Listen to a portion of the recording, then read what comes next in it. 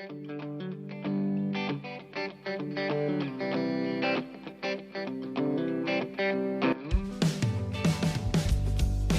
all eyes on Ukraine and Russia presently, our very own Dr. Paul Shotsberger was recently interviewed regarding the ongoing crisis.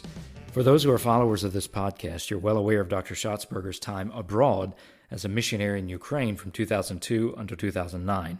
He maintains a number of friends there and continues to serve with the organization with which he served then, and has his finger on the pulse of events unfolding there by the hour. Today he was interviewed by Dr. Mark Wilson and provides some clarity on the situation abroad, as well as how best to pray for those in the path of danger. Hi, we are with Paul Shotsberger, who's a dear friend of mine, my colleague at Southern Wesleyan University. He's a professor in our School of Education, and Paul was a missionary in Ukraine for a number of years. When were you there, Paul? 2002 to 2009. Okay, yeah. And so as you've seen the news unfold, and I'm sure this is very, very personal for you. And I was wondering if you might be able to help us to understand what's going on here. What is the situation? We see it on the news, but maybe from an insider's perspective, what are you seeing? Well, I think the Ukrainians have been preparing for weeks and months, but still didn't quite believe that something like this would happen.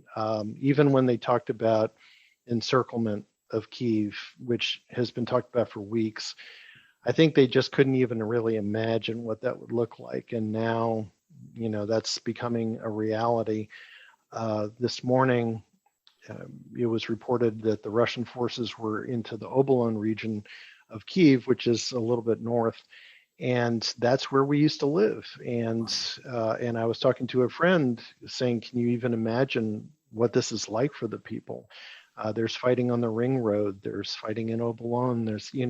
So and the people are, they're very brave, and they're willing to defend their country. And so one thing I guess I want people to understand is that Russia has a very short-term goal, and that is, it seems, to install kind of a puppet government, someone that would be cooperative with Russia, which has happened before, by the way, in 2004 and also 2014. But long-term, the Ukrainians will resist. They will resist the rest of their lives if they have to. I know these people, and so Russia may win in the short term, but they will not be able to hold this country. That's their history. They've been overrun every century for centuries, and they're used to this. They know what it means for someone to invade and to take over. But they have always persevered, and they've wound up being independent. And so I'm hopeful that way. But in the meantime, especially for the churches, we have a lot of refugees right now coming out of the conflict area, which is in the east, Lugansk and Donetsk. And a pastor friend of mine just posted that his church, which is just a little bit to the west of that, is going to be receiving 40 people this evening. And, they have to house them, they have to feed them, and then they'll send them on their way because they're continuing on. A friend of mine said first thing, the first hour, she was headed out of town with her daughter. And they were going to go to where she's from in Western Ukraine. But it seems like Western Ukraine is under, some kind of threat as well. It seems like the whole country is. Yeah, they're surrounded, no question. Yeah. So will people be able to escape, or are they all locked in and they're not able to leave the country? Well, yesterday, I know there was a lot of gridlock on the roads. Assuming that people can get out of, say, Kyiv, which is the capital, which is the largest city, then, they ought to be able to make their way to the west. But the lines to get through to Poland, for example, are just huge. People have literally abandoned their cars and are walking across the border because it's taking 12 hours, or more to get through. Yeah. So the borders are open, and that's good news. And so none of the EU countries have closed their borders to refugees, and that's really, really important. Yeah, that is good. No, you said that you told me before we started recording, you had a map of the area. Could you show that to us? Yeah, so this was sent to me by a friend maybe an hour ago. And so the dark green, I mean, the whole middle there is Ukraine. The light green is the Russian incursion into Ukraine. And so, literally you do see kind of that they're just surrounded. This is the conflict area. This has been going on for 8 years. Crimea was taken over 8 years ago. So that is considered by Russia to be Russian territory. This is the new incursion in the south. This is all new incursion in the north. And here is the capital. Okay. So what do you predict? What's going to happen? Say, I mean, can you predict what it's going to be? Say in the next, I don't know, just say in the short term. Like, are they going to annex Ukraine, or what's going to happen? It's going to be really hard to take over the whole country. I don't doubt Putin's desire to do that, but it's a huge country. It's the size of Texas. So to control that much territory, even the Soviets initially could only control the eastern part, and the western part was controlled by Poland. Eventually, it was all sort of sucked up into the Soviet Union after World War II. But it's quite a proposition. What Putin, I think, wants is Kyiv. He wants the capital. And that's because he wants Zelensky, who is the president. That's like public enemy number one for him. And if he can get him, and if he can install his guy, even though the history of that is not good for Russia, nonetheless, that seems to be his desire. And people have conjectured, does he want something beyond Ukraine? And maybe, but we have to just kind of bear in mind that his idea is to reestablish the empire, and Ukraine is a key part of the former Russian Empire, and I'm talking about before communism. Yeah. Not necessarily the NATO countries, not necessarily the EU countries. So, and also, I think he understands what it would mean, going up against NATO. So, he's an opportunist, and he sees this as an opportunity. Ukraine is not yet part of the EU or NATO. And so he understands it's just kind of a buffer. By the way, the name Ukraine means borderland.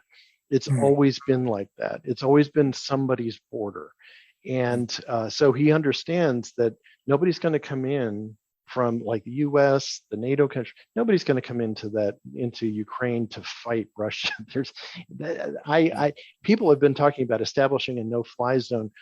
That is just beyond the pale, because if our forces, if NATO forces are over Ukraine and there is some kind of dogfight with a Russian aircraft and missiles are shot, I mean, now it's a world war. And so I think everybody understands what the limits are at this point. So I think for now, we're talking about Ukraine. Wow. No, one final question. You have many brothers and sisters there. I've heard you speak of them on several occasions, and you have a deep love for the pastors and Christians and things in Ukraine. How can we pray for our brothers and sisters who are suffering in Ukraine right now? Well, yesterday I was asked by a good friend to write a letter to my former institute, because people need encouragement. So I'm going to read you the letter, okay, that I wrote.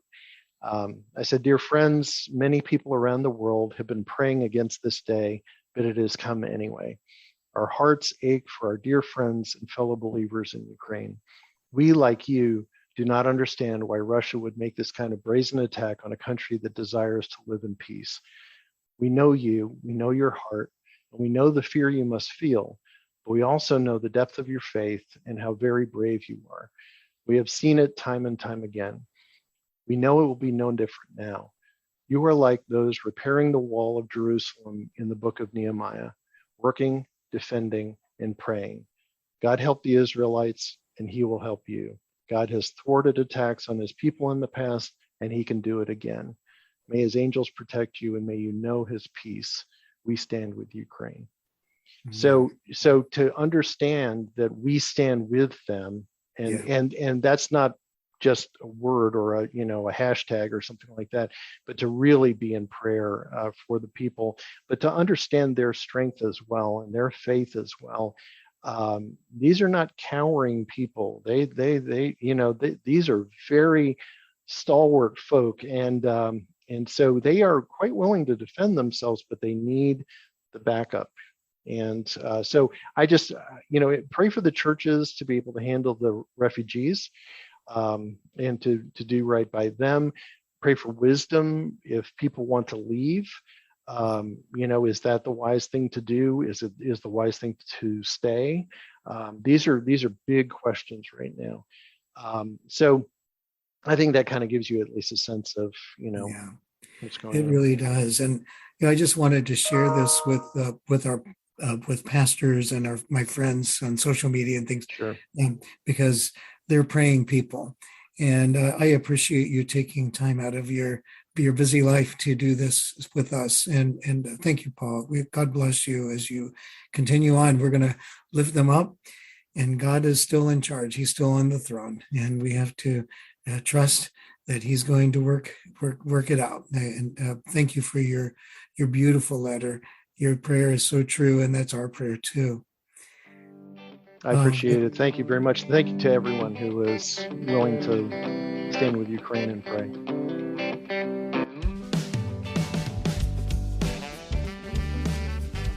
Stay tuned to our next episode of Moments That Matter, where Dr. Shotsberger will provide some historical background to the events unfolding in Ukraine, as well as provide updates to the current conditions there. Thank you so much for listening.